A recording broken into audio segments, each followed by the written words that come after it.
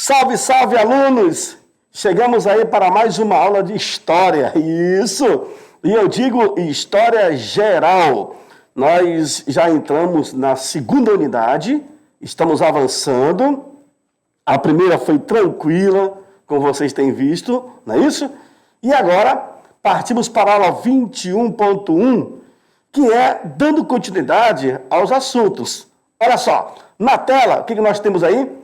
Organização da sociedade grega, parte 2. Porque ontem nós vimos a parte 1, não é isso? Deixa eu marcar aqui minha caneta. Perfeito. Observe, senhores, que na aula de hoje nós iremos estar falando com vocês a formação das polis gregas e a invenção da democracia. Como assim, professor? A invenção da democracia. O sistema pelo qual nós compartilhamos, vivemos, estamos inseridos, democracia, não é isso? Iremos falar sobre a guerras e jogos, a economia, religião e também a mitologia grega. Certinho? Avançamos. Para a aula de hoje, também temos como habilidade analisar de maneira crítica, isso é muito importante, viu, aluno? Sem você tomar partido, as interações da sociedade com o meio físico, tudo bem? Levando em consideração aspectos históricos ou até mesmo geográficos. Feito isso, tá de boa. Aí você vai ter muito bem como fazer esse discernimento, né? Essas informações em relação a esse processo histórico e geográfico. Vejamos aí. Começamos então com a formação das polis gregas e a invenção da democracia. Professor Luizmar, o que vem a ser isso, a formação das polis? Avançamos, olha lá. Nós temos a sociedade espartana. Quem eram os espartas? Esses espartas também podem ser chamados de esparciatas, certo? Esses esparciatas, na verdade, eram cidadãos descendentes ou oriundos dos dórios, que é uma civilização antiga, como vocês já estudaram aqui comigo, que formavam a classe dominante. Viu aí? Ó, estavam à disposição dos negócios públicos e serviam ao exército. Vejam vocês, estavam à disposição dos negócios públicos. É como se fosse uma tropa de elite. Eram, na verdade, guerreiros, o exército que foi montado, né? Olha só a imagem deles. Aqui nós temos uma figura, um desenho animado dos espartanos ou esparciatas, tá bom? Esses espartanos, eles formavam o corpo de elite dos guerreiros. Tinham posses de terra e escravizavam os ilotas. Observe aí, nós temos uma outra civilização agora, os ilotas. Tá bom? Como assim, professor? Então quer dizer que um espartano era aquele cara que vivia só no treino, né? Lá no seu ambiente, mas quando era para agir, acabava agindo contra uma força que eles dominavam. Né? Eles eram superiores a qualquer força. É como se fosse uma espécie de tropa de elite.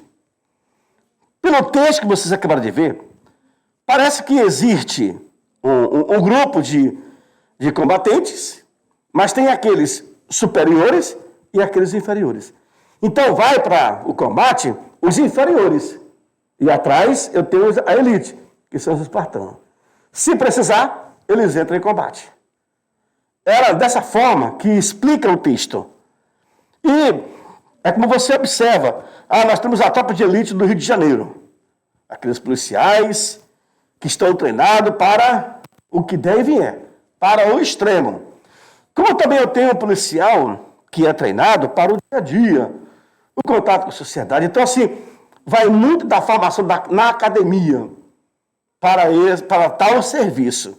Então, se você é treinado para o extremo, é diferente o comportamento. Tá bom? Avançamos. Olha lá. Observe que apareceram as palavras ilótais. Eu sublinhei lá, você viu? Eu sublinhei, não é isso? Circulei. Avançamos. Olha lá. Agora aparece os periecos. Mas, olha só, eu tenho tanto os periecos como também os ilótas. Quem são essa classe? Os periecos eram homens livres que se dedicavam ao comércio e ao artesanato. E isso em si falando de... Nós estamos na Grécia ainda, não é isso? Pois é. Dentro de uma pirâmide social grega, eu tenho essa classificação aí, que são os periecos. Como eu também tenho os ilotas. Quem são? Os ilotas eram os servos presos à terra. Na terra de quem, professor? Dos espartanos, ou dos esparciatas. Novamente, eu chamo a tua atenção, aluno. Desde quando nós iniciamos a nossa aula, e ao falarmos sobre o que é história, o que vem a ser história, o que é disciplina de história, quem foi o primeiro historiador, o Heródoto, não é isso? Falamos das civilizações antigas, pré-história, os homens caçadores e coletores, os neandertais, homo sapiens. Aí chegamos na Idade Antiga, as civilizações antigas, e aí vieram os caldeus, os amoritas, né? Os assírios. Avançamos para a China, para a Índia, para a Grécia. Falamos outro dia na aula de ontem sobre os caldeus, não é isso? Os fenícios e os persas. Adentramos na Grécia e agora acabam vindo os ilotas e os periecos. E aí tem uma classe que se destaca, que são os espartanos. Observe, senhores, que os ilotas estavam presos à terra dos espartanos, que era aquela classe de elite. Perceberam? Continua no quadro. Quem eram os ilotas? Vejam. Os ilotas, por serem servos pertencentes ao Estado, eles eram mantidos em um regime de escravos. Torno a repetir novamente. Não aquele escravo moreno, o negro, africano, mas o escravo combatente, o guerreiro de guerra. Fechou? Então, se eu tenho um exército que é superior ao outro, se ele domina, o exército dominado se torna escravo. Essa é a dinâmica. Fechou? Toda atividade econômica era proibida aos espartanos. Dependia dos periecos e dos ilotas. Professor, então você está falando que é como se fosse uma burguesia? Não. Os espartanos, uma classe muito bem treinada, o cara, para poder ser um espartano, aos 7 anos, ele já começava o seu treino. Entrava para o exército e ali ele crescia. Ele crescia com as informações de combate, de defesa. Ilotas e periecos trabalhavam para o espartano. O espartano não fazia nada, a não ser sempre estar preparado para o que deve vier. Malhar o corpo, se exercitar, aprender técnica de guerra, né? De combate e etc. Esse era o trabalho dos caras. Tá bom? Avançamos. Olha lá. O poder político. Como é que estava caracterizado o poder político? Vejamos. Esparta era uma diarquia. Governo que era exercido por 2 pessoas. Isso é o termo diarquia. Como é que vai chegar num acordo? Bom, hoje não é assim. Na atual conjuntura política do mundo, Estados Unidos, eu tenho a Kamala Harris como vice-presidente e o Joe Biden como presidente. Brasil, eu tenho o governo Bolsonaro como presidente e o vice-general Hamilton Mourão. Então, basicamente, as civilizações, os países que adotaram a democracia como regime de governo, nós temos aí o vice e o presidente. O presidente e o vice. Para os gregos, isso aí era diarquia. Mas a diarquia grega era 2 presidentes, e não um presidente e um vice. Perceberam? Da cultura grega para cá, esses ensinamentos, eles serão modificados, alterados. Em vez de eu ter 2 presidentes, por que eu tenho um presidente e um vice? Olha aí, então já se modificou. Por isso que na época dos espartanos, era chamado de diarquia. Coloca no quadro para vocês verem aí. Olha lá, diarquia era o governo exercida por 2 pessoas, pertencente a famílias olha aí, diferente. E muitas vezes, até rivais. Caramba, professor, que loucura! Pois é. Além de eu ter 2 presidentes, 2 líderes, geralmente eram de famílias ricas, poderosas e muitas delas rivais. Mas e aí, professor? Como é que funcionava o governo? Ele tinha que andar. Ele tinha que entrar em consenso. Porque, querendo ou não, o poder político, ele sobe para a cabeça. E aí, quando o cara, ele percebe que não quer compartilhar desse poder, aí começa, senhores, a haver o sumiço, a matança. E aí, os interesses falam mais alto. Tá bom? Avançamos. Olha lá. A administração pública, ela era exercida pelos seguintes órgãos. Isso dentro da sociedade espartana. Vejam, quais eram os seguintes órgãos que administravam a sociedade? Eu tenho aqui a gerúsia. A gerúsia é o nome de uma amiga nossa. Olha aí, né? A gerúsia é o conselho constituído pelos 2 reis. Além dos reis, eu tenho mais 28 esparciatas, ou espartano. Eles deveriam ter deveriam ter mais de 60 anos, né? Que vinham da composição do Conselho dos Anciãos. Então vamos lá. A gerúsia era o conselho constituído pelos 2 reis e mais 28 espartanos ou esparciatas, maiores de 60 anos. Esses que eram maiores de 60 anos estavam compondo o Conselho dos Anciãos. Ápela. O que vem a ser, professor Ápela? Seria a Assembleia formada pelos mais importantes cidadãos espartanos que fossem maiores de 30 anos. Poderia ser todo mundo? Claro que não. Somente os mais importantes. Diz-se de passagem, pessoas influentes. Tá bom? E os éforos, quem são eles? Grupo formado por 5 membros, eleito anualmente pela Ápela. Aí, aluno, vocês observam, eu tenho 3 segmentos. Eu tenho a gerúsia, eu tenho a Ápela e eu tenho os éforos. Basicamente, irá surgir aí os 3 poderes. No Brasil, quando iniciou a política administrativa, durante o Império, eram 4 poderes. O executivo, o legislativo, o judiciário e o moderador, que era o poder do imperador.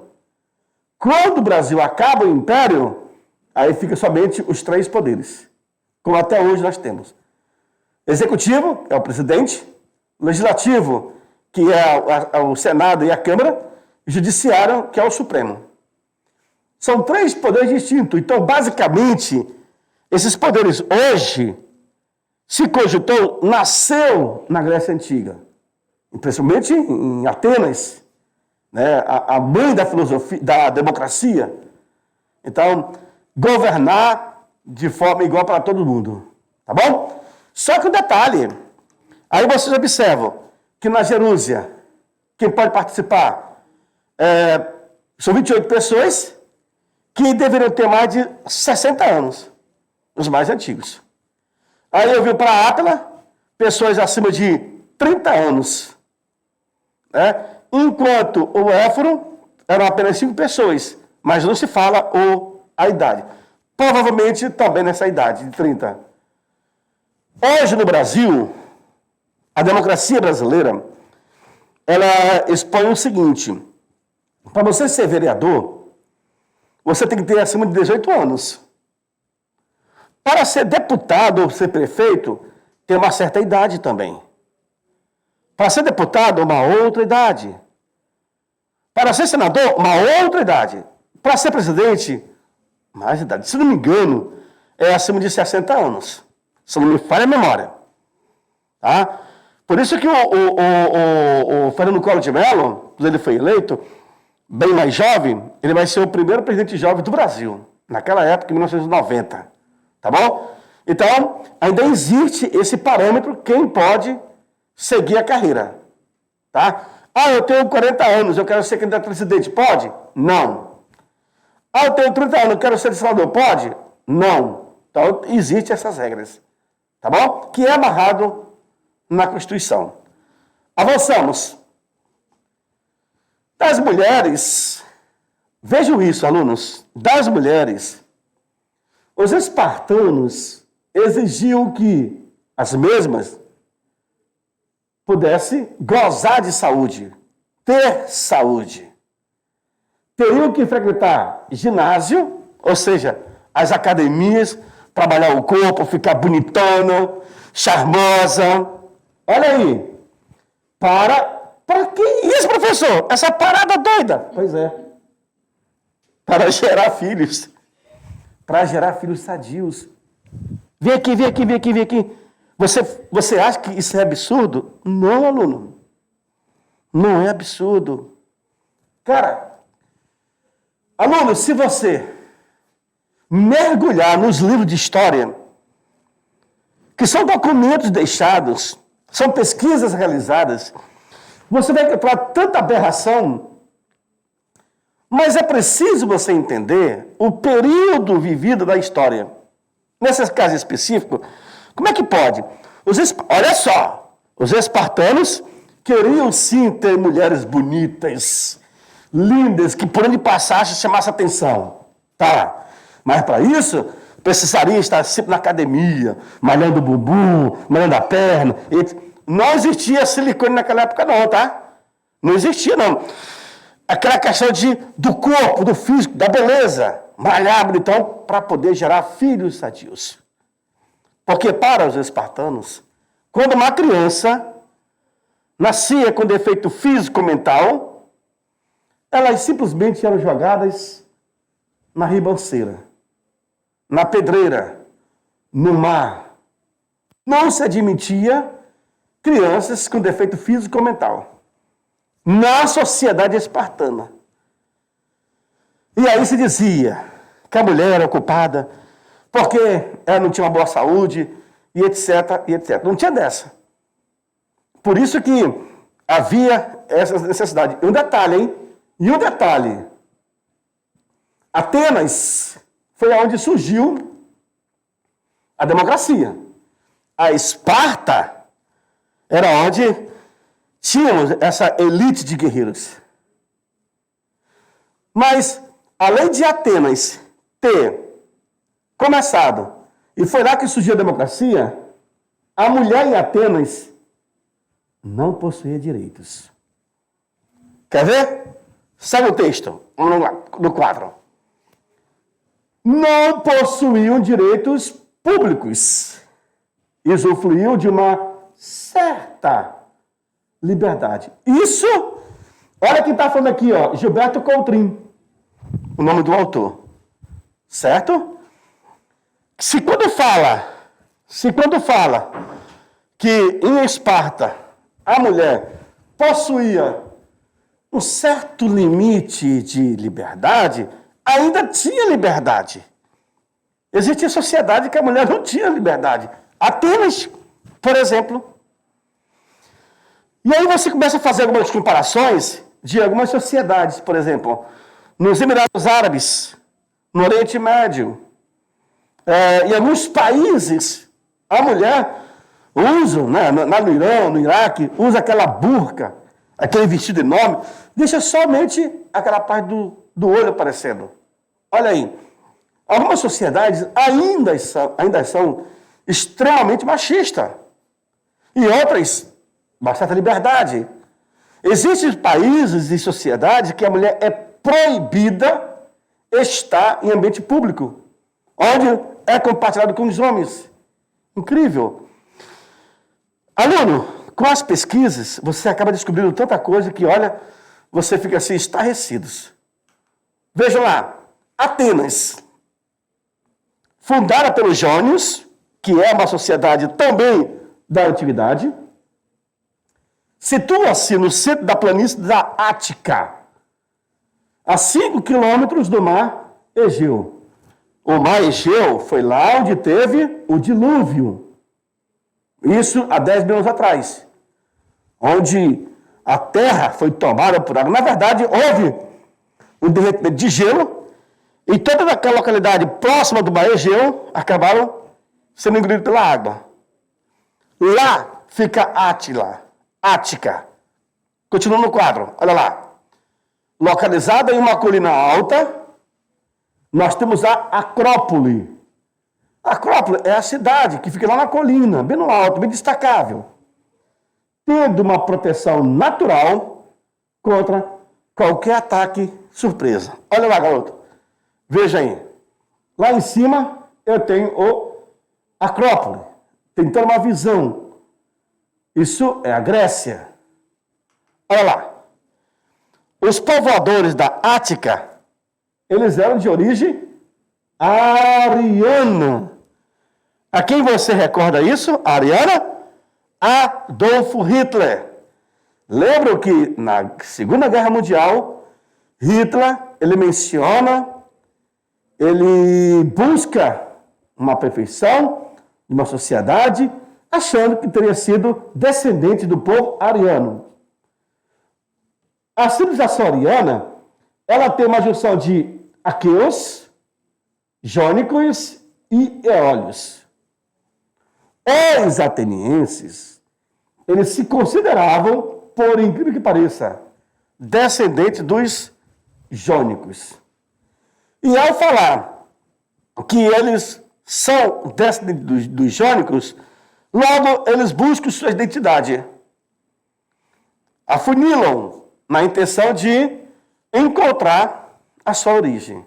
Olha lá. Atenas, ela ficava afastada da via de comunicação entre a Grécia Central e a região de Peloponeso, que vai ficar livre das invasões. A Grécia Central e a região do Peloponeso vai ficar literalmente livre das invasões. A Ática, ela vai ser uma península montanhosa com 3 planícies, sendo ela Atenas, Maratona e Eleusis. Tá bom? Isso é uma definição da geografia da Grécia. Guerras e jogos, alunos. Vamos entender? Ao estudarmos a civilização grega, destacamos o seu legado, a sua herança, a sua história. Por exemplo, nós destacamos o que nós herdamos dos gregos: a língua, a democracia, os Jogos Olímpicos, o teatro, a literatura, ciências e artes.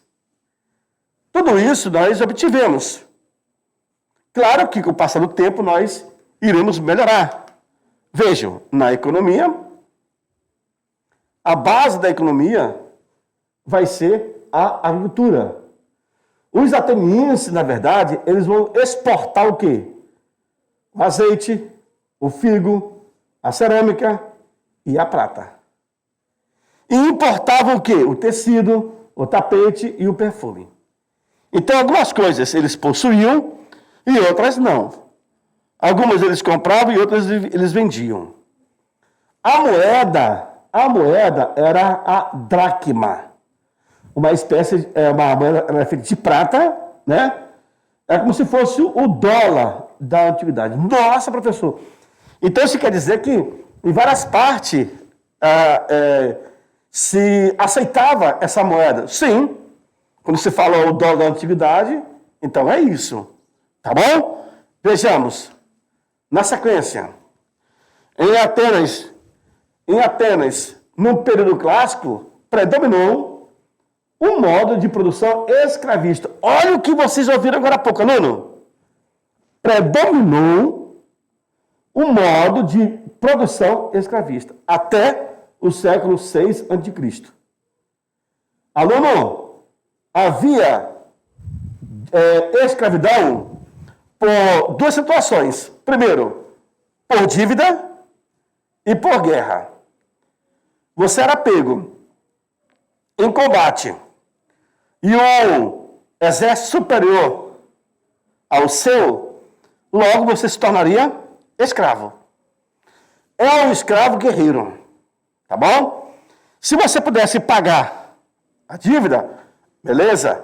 Se não, aí, meu irmão, você vai ralar para poder sair disso, tá bom? Na sequência, vamos lá. O escravo não possui direito jurídico. A gente sabe disso. Até para o cara se tornar um espartano, deveria nascer dentro da sociedade. Para o cara ser ateniense, deveria ter mãe ateniense. Olha só o que diz o filósofo Aristóteles. O escravo é uma propriedade instrumental animada. Olha o que fala o Platão. Toda palavra dirigida ao escravo deve ser uma ordem. Vixe! Por uma falta que ele cometesse, ou por um simples capricho do seu senhor, esse escravo poderia ser torturado. E isso, senhores, era muito comum. Fugas e rebeliões. Ter o total controle era muito importante. Senão você perderia ali todos os teus escravos. Tá bom? Vamos lá. A sociedade ateniense, ela era estratificada. Tá bom?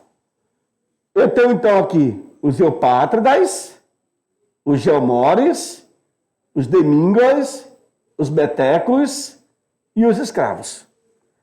Os eupátridas são os proprietários rurais, os geomores, pequenos agricultores, os demingos, comerciantes artesãos, os mertecos eram os estrangeiros que viviam em Atenas e os escravos que formavam a maior população ateniense. Certo? Continua. Para ser cidadão ateniense, era necessário que você tivesse 18 anos e ainda mais, ser filho de pai e mãe ateniense e estar em pleno gozo do direito político.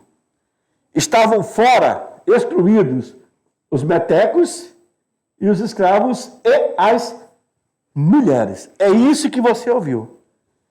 Estava fora desse patamar, meteco, escravo e mulheres. Senhores, de quem nós estamos falando?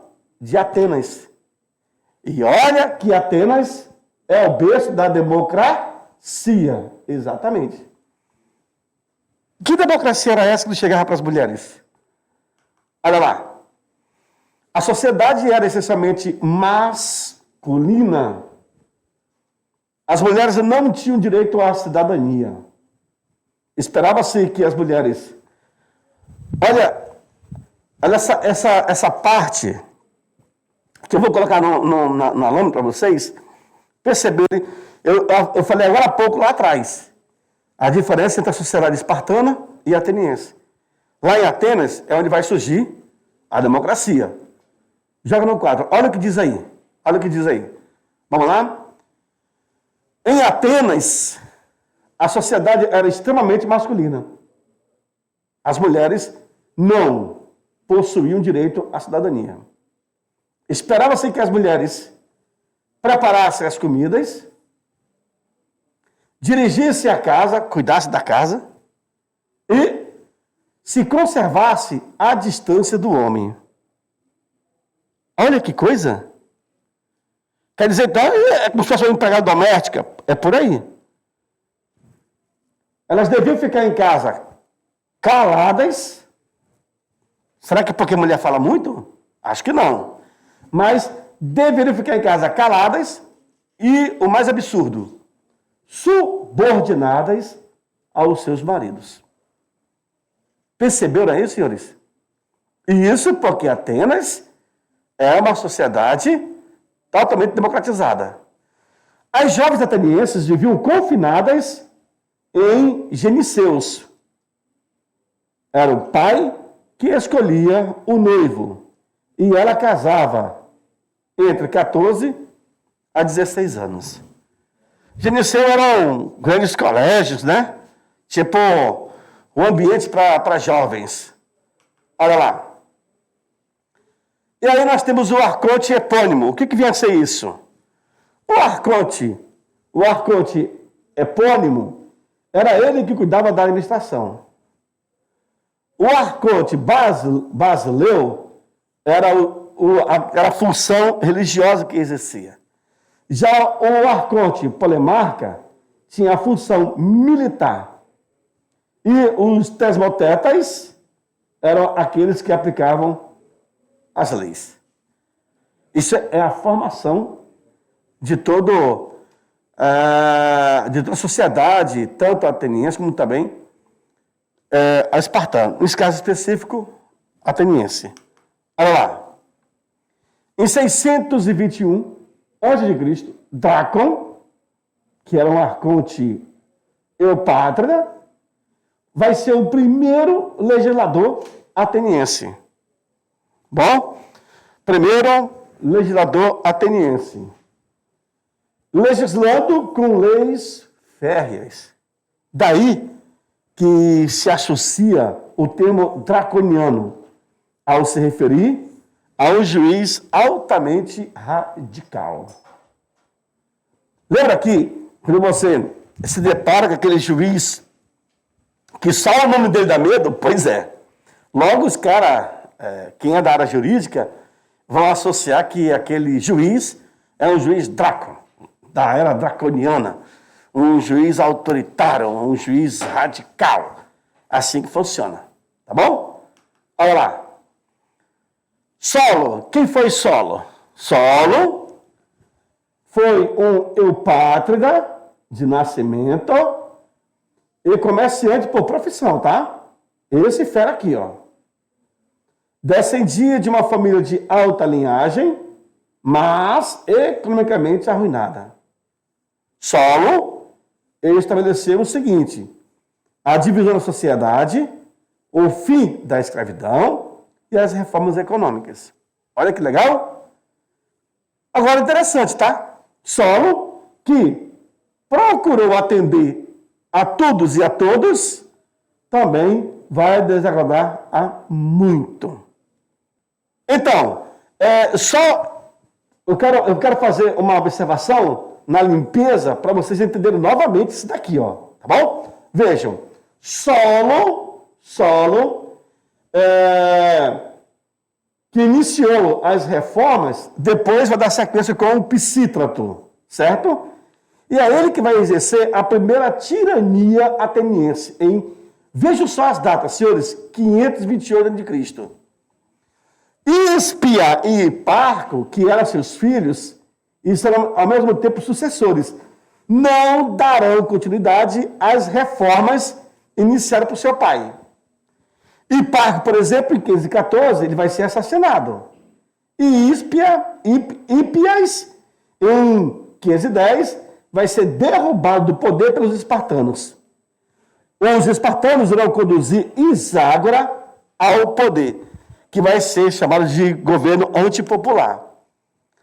Clístenes vai depor Iságora e vai assumir o poder, representando aí o último elo de reforma iniciada por Solo e aprofundada por Pisístrato.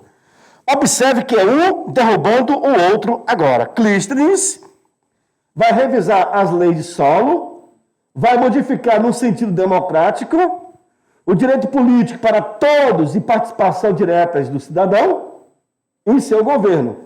Vai instituir o ostracismo, uma espécie de exílio político. Dividiu a África em 100 distritos, chamado de demos. Cada 10 demos formava uma tribo, se misturando sem distinção ou classe. Após a vitória das guerras contra os persas, a famosa Guerra Médicas, Atenas organizou uma liga chamada Liga Marítima, Confederação ou Liga dos Delos, como é chamado. Esparta e Peloponeso não vão poder entrar nessa liga. A confederação tinha como objetivo defender as cidades gregas dos persas. Na religião, não apresentavam dogmas de fé, mandamento ou rituais complicados. Cumpriam sempre ritos ou sacrifício a fim de agradar os deuses. Para quê? Para obter as suas ajudas. Os gregos eram politeístas. No Olimpo havia mais de 30 mil seres imortais sobre a terra. Os deuses eram fortes, inteligentes e belos. Viviam como homens, tinham necessidade de alimentos e sono e acabavam lutando entre si. Olha que interessante. Na mitologia grega, eu tenho os heróis gregos. Menelaus, Paris, Diomedes, Odiesos, Nestor, Aquiles e Agamenon. Todos eles são heróis gregos. Teseu, é ele que vai matar a Gorgone, monstro com cabeça, chamada de serpente. É a famosa Medusa. Jason vai matar os argonautas. Teseu, é ele que matou o Minotauro, que habitava o labirinto da cidade de Quinosso, em Creta. Édipo, é ele que vai decifrar o enigma da esfinge, monstro que devorava os viajantes que não conseguissem responder às perguntas enigmáticas que fazia para o viajante. Se não soubesse, era comido. E, por último, eu tenho Hércules, que vai acabar realizando 12 trabalhos para livrar-se da fúria de Hera. Hera, esposa de Zeus. Então, basicamente, todos esses heróis gregos, vocês observaram, eles irão fazer parte dessa mitologia. Senhores, eu falei para vocês que na Grécia, os caras tinham para mais de 30 mil deuses. É Deus para muita gente, senhores. 30 mil. Tinha mais deuses do que habitantes em determinadas cidades. Tá bom? E assim, a questão de Édipo, de Hércules, de Teseu, tudo isso, quando você procura estudar sobre a mitologia grega, você se depara com essas informações. Mas, por serem politeístas, lá na frente, já a sociedade romana passa a ser monoteísmo, e aí, chegando até os dias atuais. Tá bom? Essa foi a nossa aula. Eu vou deixar você agora. Daqui a pouco eu volto para poder fazer aquela revisão de 5 minutos. Continuo com o caderno aberto. Procura anotar tudo para vocês utilizarem na prova de vocês, tá bom? Aliás, estudar para a prova. A prova não é de consulta, tá bom? Até daqui a pouco, estou de volta. Tchau, tchau.